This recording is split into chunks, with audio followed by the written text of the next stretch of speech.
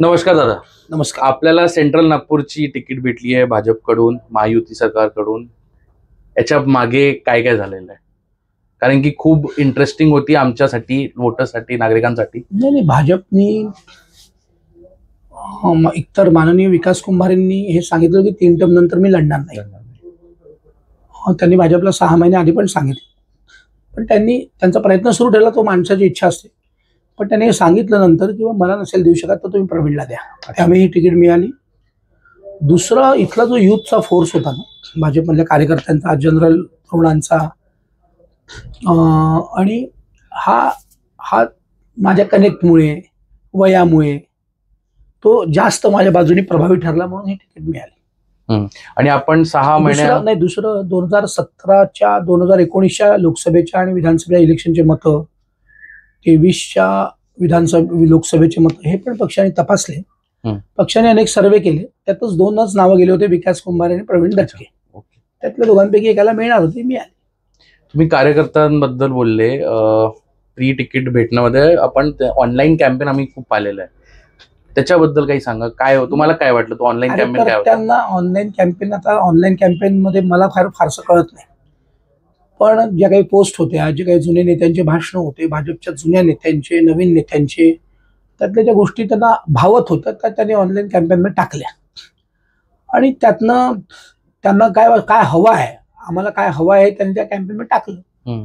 आणि ते कॅम्पेन काही म्हणजे असं ठरवून कोणी केलं बा, किंवा सोशल मीडियात काही, आम्ही त्याला ऑर्गॅनिक म्हणतो, एक ऑर्गॅनिक कॅम्पेन. तुमच्याकडे सोशल मीडियात ठरवून काही पैसे खर्च करून केलं बा, तर असं नव्हतं. ते ज्याला वाटलं तो टाकत गेला, लोक ते ऐकत गेले, ते पोस्ट करत गेले असतील. काय तुमच्या पद्धतीने जे जे शब्द आहेत त्याप्रमाणे ते चालू. सध्याच्या स्थितीमध्ये सेंट्रल नागपूर, मध्य नागपूर कॉन्स्टिट्युएन्सी सगळ्यात इंटरेस्टिंग होईल अशी सगळ्यांचं लक्ष आहे, जे पॉलिटिकली ऍक्टिव्ह आहे, अवेअर सिटीजन्स आहे. आपली पर्सनॅलिटी आणि काँग्रेसचे बंटी शेळकेची पर्सनॅलिटी ऍट सिटीजन्स लेवल पाहिली तर एकसारखीच दिसतात. दोघंही यंग आहे, दोघंही ऍक्टिव्ह आहे, गल्ली ऍक्टिव्हावर फिरणारे लोक आहे. तर ह्याला तुम्ही ब्रेक कसं कराल? म्हणजे लोकांना काय तुम्ही कन्व्हिन्स कराल की बाबा काय फरक आहे? आणि कन्व्हिन्स करण्याची गरज भाजपला तरी नाही आज, कारण मी 20 वर्षाचा नगरसेवक आहे, ते 5 वर्षाचे नगरसेवक आहेत.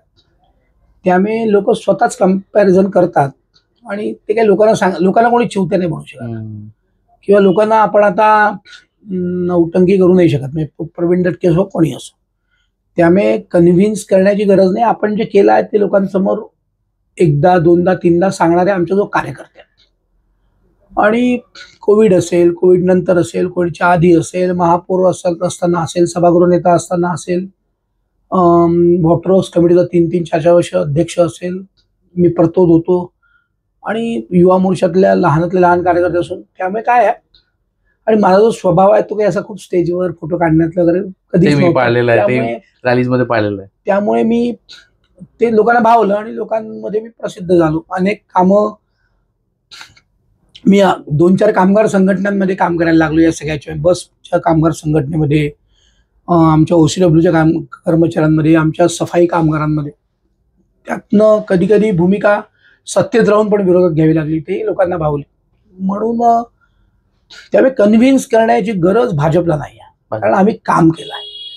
आमचे 3 टर्मचे नगर विकास कुंभारांनी काम केलं, नितीनजींचं इथे काम आहे. 5-5 अंडरब्रिज होतात आहे, एवढा मोठा ब्रिज होतो आहे. म्हणजे याच्यावर आपण आश्चर्य नाही, मला आश्चर्यचकित सांगायचं आहे की सर्वात जास्त ई लायब्रऱ्या, 5 स्टार ई लायब्रऱ्या मध्य नागपुरात आहे, पूर्ण नागपूर शहराच्या तुलनेत.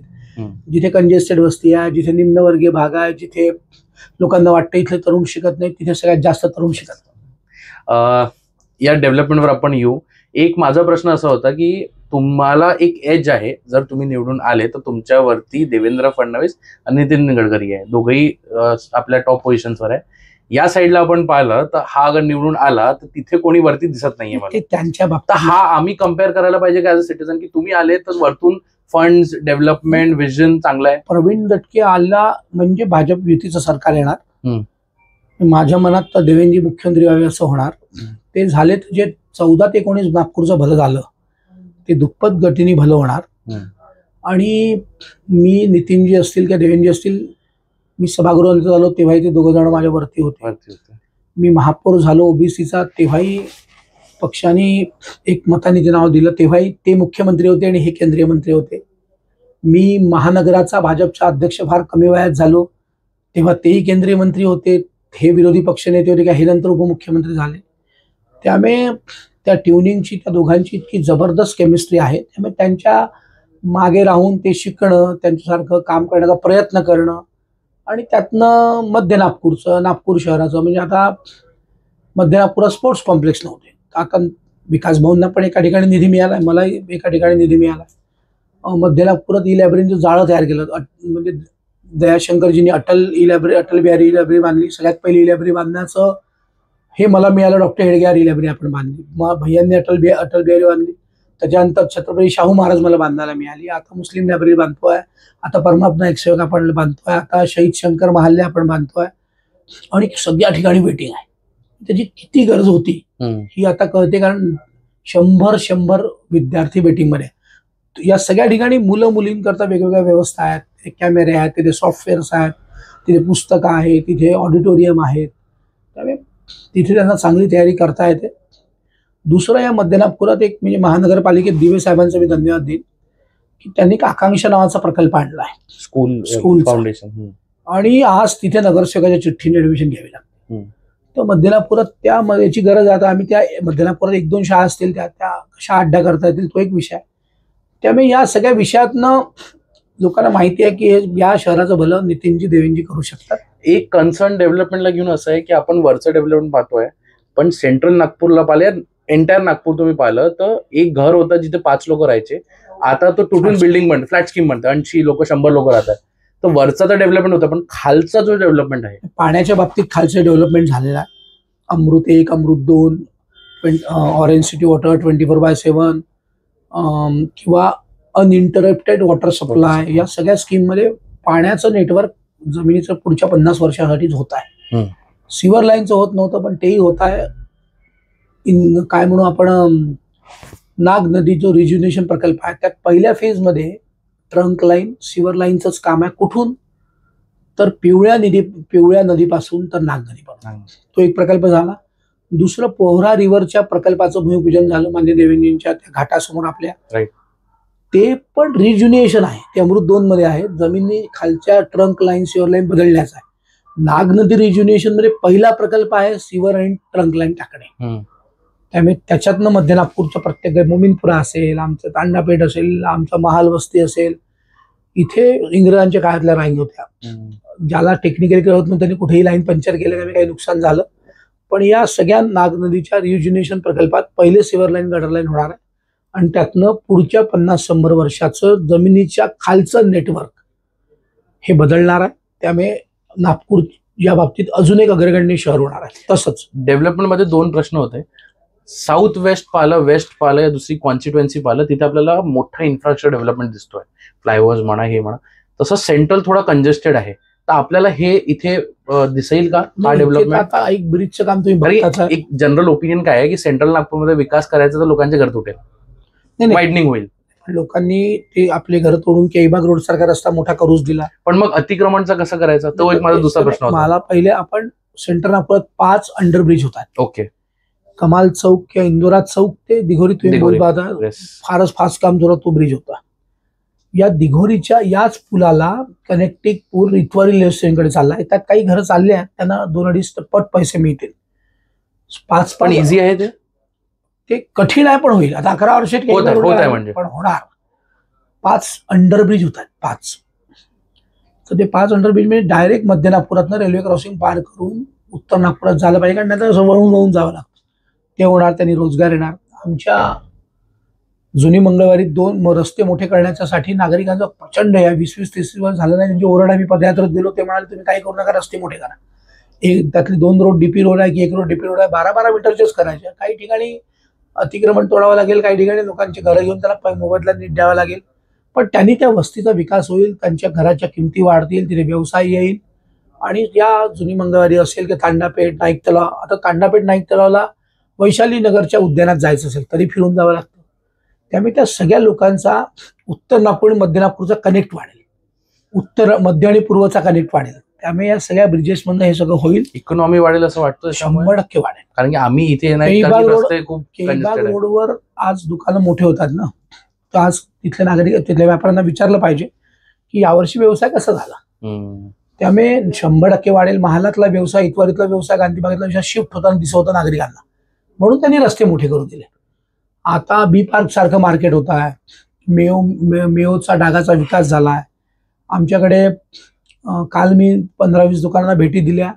कधीच दुकानात जायची त्या लोकांना संधी आलिशान असेल, आशिष अनेक असेल किंवा वाडा असेल, उदय असेल, मोठ्या प्रमाणात इन्फ्रास्ट्रक्चर त्यांनी सुंदर केलं आहे आणि 200-250 कर्मचाऱ्यांना नोकरी दिली आहे.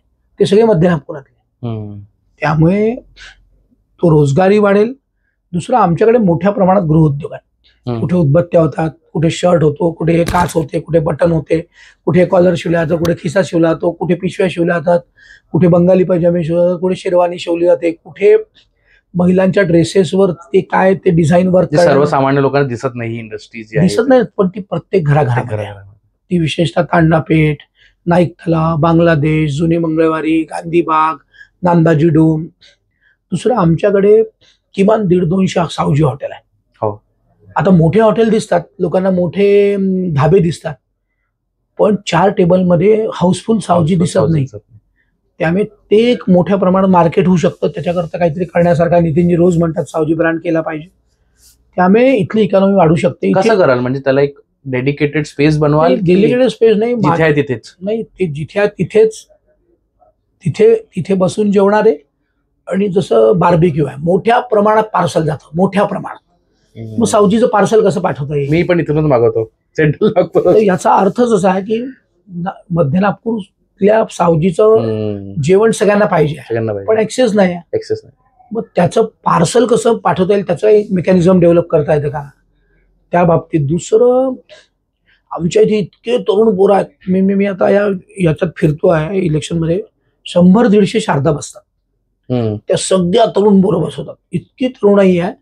त्या तरुणांना योग्य शिक्षण, रोजगार, त्या रोजगारातून स्वतःचा व्यवसाय उभा करण्याची खूप जणांची इच्छा आहे. नोकऱ्या नाही करायच्या, कारण आता सरकारी नोकरीमध्ये परीक्षा देणे आहे, करणे, कोणाला पोलीसमध्ये जायचं आहे, कोणाला MPSC UPSC करायचं आहे, ते ठीक आहे, पण काही लोकांना व्यवसाय करायचा. मग त्या व्यवसायात संत कोलबास्वामी 15 लाखापर्यंत बिनव्याजी कर्ज मिळणार. मग त्याची मिळण्याची पद्धत काय आहे इथपासून त्याला सगळ्यांना सांगायचं. ते जर सांगितलं तर तुम्ही जर मध्य नागपूर फिराल तर शारदा असतील, मारबत बडग्यांचा उत्सव असेल, आपल्या पोळ्यांचा, गणपती असेल, इतके तरुण असतात की इतके तरुण बाकी मतदारसंघात सगळे फेस्टिवल, ते सगळी गोष्ट त्या साईडला नाही जे इथे नाही. ते तरुण कल्चरच नाहीये त्या साईडला. कल्चर नाही, कारण वेगवेगळे कल्चर आहे, पण ती तरुणाई इथे आहे. मग चांगलं आहे म्हणजे जे बॉन्डिंग चांगली आहे, म्हणजे नातेवाईकांपेक्षा शेजाऱ्यांचं बॉन्डिंग असतं. त्यामुळे तरुण एका शाळेत, सामान्य शाळेत शिकले आहेत सगळे. त्यामुळे एकामेकाच्या सुखदुःखात आहेत, ते अडीअडचणीत आहेत. म्हणजे कुठे कोणाच्या घरी अडचण तर पहिले जाऊन जाणारा शेजारी आहे. त्यामुळे ते बॉन्डिंग आहे. त्या बॉन्डिंगमुळे उत्सव म्हणजे मग उद्या श्यामबाबाचा असेल किंवा उरुसही असतील किंवा आपल्या जागृत मंदिरातून निघणारी पालखी असेल, गणपती असतील, शारदा असतील, देव्या असतील. म्हणजे सर्वात जास्त मला तर असं देशात सगळ्यात जास्त शारदा मध्य नागपूर बसत असतो. तो उत्सव मोठ्या प्रमाणात लोक करतात. महिला मोठ्या प्रमाणात त्यात आहे आणि त्यांनी वातावरण नेहमी उत्सव मूर्ती असते इथे. त्यामुळे त्याचा फायदा त्या दृष्टीने भाजपसारख्या पक्षाला होतो, कारण शेवटी ते धर्माचे उत्सव आहेत. त्यामुळे त्यांनी लोक जवळ येतात आणि त्याचा एक अपरोक्ष फायदा भाजप. एक आखरीचे 2-3 विषय. Halba community, Muslim community central नागपूरला घेऊन हे म्हणतात की हे भाजपला मतदान नाही देणार आहे. आपल्या याच्यावर क्लॅरिफिकेशन काय? थेट क्लॅरिफिकेशन फॉर्मल नको, एक क्लिअर की तुम्हाला काय ऑन ग्राउंड वाटतंय? नाही, मला तर वाटतंय दोन्ही समाज भाजपच्या पाठीशी यावर्षी उभे राहतील. मुस्लिम कमी जास्त उभे असतात. ते यावर्षी मोठ्या प्रमाणात पदयात्रांमध्ये दिसत आहेत. काल आम्हाला दिसलं, तुम्ही मोमिनपुरामध्ये गेलो, भाषणातही त्या लोकांची जे काय होत्या. आणि आम्ही तिथे काम केल्यावर भाषण करतोय, इतरांसारखं नाही की बा पहिले भाषण करा मग काम करा. आम्ही पहिले काम केलं, सुरू केलं. लायब्ररी मला वाटतं केली, अप्रतिम काम सुरू झालंय. तिथे एक मोठा स्विमिंग पूलचं कॉम्प्लेक्स येत आहे. तिथे एक गुलाबबाबा शाळा, तिथे ते नागरिक म्हणतील ते होणार आहे. त्यामुळे आम्ही काम केलं आहे. नितीनजींचं नाव, माझ्या वडिलांचा तिथे नावाचा मला फायदा आहे, कारण त्यांनी मुस्लिम बांधवांमध्ये, मोमिनपुरामध्ये, भालदारपुरामध्ये मोठं काम केलं. तुम्हाला वाटतं विकासावर देणार यावेळेस मत हे लोक? दिलं पाहिजे असं मला वाटतं. मला अपेक्षा आहे. काम झालेलं ते दिलं पाहिजे असं मला वाटतं. शेवटी प्रयत्न करणे हे आमचं काम आहे. आज आम्ही भाजप एकेकाळी पक्ष होता तर तो व्यापाऱ्यांचा पक्ष, मग तो भटांचा पक्ष, तो अमक्याचा पक्ष. आज मी या पक्षाचा आहे. मी या पक्षात आलो किंवा माझे वडील या पक्षात होते. आज बंटी कुकडे आमचे अध्यक्ष आहेत. वेगवेगळ्या जाती धर्मातील लोक आमच्या पक्षात आहे आणि आज आम्ही नंबर 1 वर आहोत. तो का आहोत तर नितीनजींनी छोट्या छोट्या छोट्या, देवेंद्रजींनी छोट्या छोट्या पक्षाची मोठ बांधली. माझे वडील असतील, छोटोबा दाकरज असतील, एकनाथराव जोग असतील, असे अनेक लोक छोट्या छोट्या सामाजिक लोकांना बांधत बांधत बांधत आज इतकी मोठी मोठ बांधली. कोणी विचार केला होता का की नागपुरात भाजपचा खासदार दिसेल इतके विरोधी मत असताना? पण डायरेक्ट फाईटमध्ये आम्ही गेले 2 टर्म निवडून येतो. 3 वेळा विकास कुंभारे निवडून येत आहेत. त्यामुळे आणि कुठल्या समाजावर विश्वास करणे हे तुम्हाला नाही जमणार. ते मत देतील. हलबा समाजामुळेच हा पक्ष नंबर 1 वर आहे या भागात. तो त्यांनीच आणलाय कारण काँग्रेसकडनं 50 वर्षात भ्रमनिराश झाला. मग अधिसंख्याक लोकांच्या नोकऱ्या आम्ही वाचवल्या. शिफारसी करता आम्ही प्रयत्न करतोय. नागपूर सुदगिरणीचा पहिले हप्ता मिळवण्याकरता विकास कुंभारेंनी प्रयत्न केला. आता आम्ही दोघांनी मिळून सुरू केला. हातमाग महामंडळाचं जे काही थकबाकी आहे त्याच्याकरता आम्ही प्रयत्न करतोय. आणि त्यांच्याकडे 3-4% आता लोक नोकऱ्यांमध्ये आहे, पण उरलेले 95% लोकांचं शिक्षण, त्यांच्याकरता लायब्रऱ्या, त्यांच्याकरता कोर्सेस, त्यांच्याकरता अभ्यासिका याची त्यांना गरज आहे. म्हणजे आपण हलबा आणि मुस्लिमसाठी कामावर चाललोय. हलबा मुस्लिम कामात ते आमचे आणि हलबा समाज हा धार्मिक, आध्यात्मिक, देशभक्त आणि जरा हिंदुत्वावर कट्टर असलेला समाज आहे. त्यामुळे तो आहे. मुस्लिम समाजात नितीनजी माझ्या वडिलांची जी काही प्रतिमा आहे आणि जे काम मी काही 4 वर्षात आमदार म्हणून करू शकलो ते त्यांच्या समोर आहे. त्यामुळे बोलायला संधी आहे, आपल्याला आतमध्ये शिरायला संधी आहे. अनेक तरुण सोबत आहेत. पदयात्रा तिथली आपण त्यातला व्हिडिओ बघितला किंवा आपण ते बघितलं तर पायी रस्त्याने चालायला जागा नव्हती. एवढे लोक स्वागताला होते, आशीर्वाद देत होते. आता ते होटांमध्ये किती परिवर्तित होईल ते 23 तारखेला कळेल. पण मला विश्वास आहे की यावेळेला मुस्लिम समाजात पण एक मान्य नितीनजींना एक 7-8-10 हजार मतं मिळाली. त्यात एखादं मत तरी नक्की वाढेल असं मला वाटतं. आपण अर्ध विजन एक सांगितलं कॉन्व्हर्सेशन मध्ये, पण एक पॉइंटर्स मध्ये शॉर्ट मध्ये सांगा की सेंट्रल नागपूरसाठी आपलं विजन काय? एक तर 15 लाखापर्यंत हलबा समाजातल्या तरुणांना आर्थिक मदत, बिनव्याजी कर्ज. एक दुसरं विषय लायब्रऱ्यांचा अभ्यास करायला जागा कमी पडते ना, लायब्रऱ्यांचं उत्तम जाळं. तिसरा विषय आमच्याकडे पार्किंग आणि अतिक्रमणाचा त्रास आहे. पार्किंग करता तहसील पोलीस स्टेशनची जागा असेल, गणेशपूर पोलीस स्टेशन जागा असेल, टाउन हॉल असेल, बी पार्क असेल, सराफा होळीतले 2-3 मार्केट जागा असेल, तिथे त्यांचे नीट मार्केट करणे आणि तिथे मुबलक पार्किंग 4 व्हीलर 2 व्हीलरची मार्केट म्हणजे लोक व्यवसाय येईल. नंतर आमच्याकडे 2 मोठे स्पोर्ट्स कॉम्प्लेक्स आता होत आहेत. 2 छोटे वगैरे झाले आहेत. विशेषतः आमच्याकडे बॅडमिंटन हॉलचं नेटवर्क तयार होत आहे. त्यामुळे 2-3 खेळांकडे फोकस करून कबड्डी, खो खो, मोमीनपुरात फुटबॉल आहे, 6 प्लेयरचा फुटबॉल आहे, 4 प्लेयरचा फुटबॉल आहे. त्याच्यात इंटरेस्ट घेऊन त्याच्याकरता लागणारे इन्फ्रास्ट्रक्चर त्या दृष्टीने तयार करू. आमच्याकडे गृहउद्योग आहे. त्या गृहउद्योगाला जर मदत केली ना, कसं मदत करत तर म्हणजे काय एक आयडिया? त्यात बचत गटाच्या माध्यमातून कर्ज मिळणार आहे. मग लखपती दिदी हा नवीन विषय आला आहे. त्यात त्या लखपती दिदींना वेगवेगळ्या सोयी उपलब्ध, गव्हर्नमेंट स्कीम्सला त्यांच्यासोबत कनेक्ट प्रमोट करून इंडस्ट्रीला 1000 लोकांकरता प्रयत्न केला आणि त्यातल्या 500 जरी झाला ना तर इथली इकॉनॉमी इतकी वाढेल. मी तुम्हाला सांगतो, इतके कारखाने आहेत रेडीमेडचे, इतके कारखाने, नेहरू जॅकेटचे, त्या बंगाली कुर्त्यांचे, शेरवानींचे, सराफाचं. म्हणजे मी एक सांगलीवरनं आलेल्या माणसाला भेटलो, पवार आडनाव आहे. आज नागपुरातलं सर्वात स्वच्छ सोनं देणारा माणूस आहे. साधा सिंपल आमच्या मागच्या भागात राहतो. त्याचं एक नेटवर्क नागपुरात उभं झालं आहे. सराफांचं मोठं नेटवर्क नागपुरात उभं झालं आहे. आमच्या मध्य नागपुरात किराणा होता. किराणा जर पार्किंग आणि रस्त्यांवर रस्ते रिकामे झाले तर इथली इकॉनॉमी, पण जे रस्त्यावर आहेत त्यांच्याकरता पण काही करावं लागेल. कारण त्यांच्या पोटावर लात नाही मारता येणार आहे. तेही शेवटी आपले नागरिकच आहेत. मग त्यांना थोडीशी शिस्त लावून त्यांचं हॉकर्स नीट हे करून त्यांनी पण पैसे कमवावे, त्यांनी पोटपाणी करावं. मोठ्या सराफा म्हटलं तर आम्हाला इंदोर सारखं नागपुरात सराफा रात्रभर ती लेन दिसायला भेटेल. रात्रभर नाही तर ती रात्रभर त्याच्याआधी सराफा आणि त्या लोकांचं ट्युनिंग करावं लागणार आहे. तिथे थोडेसे काही वाद आहेत, काही अडचणी आहेत. ते ट्युनिंग झालं तर मग रात्रभर आहे. विजन मध्ये शुक्रवार तलावाच्या आजूबाजूला आपल्याला ती लेन डेव्हलप करण्याचा विषय आहे फूड स्ट्रीट साठी. हा, कारण शुक्रवार तलाव इतकं सुंदर झाला आहे. आज आपल्याला आम्ही पहिले महालातले लोक ट्रॅफिक चिल्ड्रन पार्कला यायचो. ते आता तिथल्या काही कारणांमुळे बंद आला. आता ती जी पोकळी आहे ना ती शुक्रातलाने भरून काढावी असं आमच्या डोक्यात आहे. त्यातला एक अर्धा फेज सुरू झाला, तुम्ही एकदा चेक करून या. अप्रतिम लाइटिंग पूल झालाय, भाऊजी पागे उद्यान नीट झालाय, दुसऱ्या फेजचं टेंडर निघालाय. त्यामुळे इथे अनेक चांगले खेळाडू निर्माण होतात. फुटबॉलचे तर मोमिनपुरात इतके खेळाडू निर्माण होतात, मग त्यांच्याकरता काही नेटवर्क उभं करता येईल का? त्यामुळे असा विचार, सिवर लाईन, गटर लाईन, पाणी, लाईट, स्वच्छता, घरून कचरा उचलणे, रस्त्याची स्वच्छता आणि तरुणांकरता रोजगार, मुलींकरता रोजगार, त्यांचं शिक्षण, त्यांच्याकरता स्किल डेव्हलपमेंट. आता आमच्याकडे अनेक रेडीमेड दुकानं आहेत, आलिशान, 200 कर्मचारी. मग त्यात ज्या स्किल शिकवलं तर अजून जास्त फायदा होईल, म्हणजे आलिशानवाल्याला होईल आणि कर्मचाऱ्यांना पगारी वाढेल. आशिष अलेक्स, महाल आणि बर्डी मिळून 500 कर्मचारी. मग कसं बोलायचं, कसं इंग्रजी आला एखादा, किंवा त्यांची भाषा मराठी आहे, हिंदी आहे, गुजराती आहे, मारवाडी आहे, जे काय असेल एक्स्ट्रा जे गिराईक येतात त्याप्रमाणे त्यांना बोलता आलं तर अजून सोपं होईल ना आपल्या मालकाला, की चांगला माल खपेल. या बाबतीतनं काही शिक्षण उभं करता येईल का?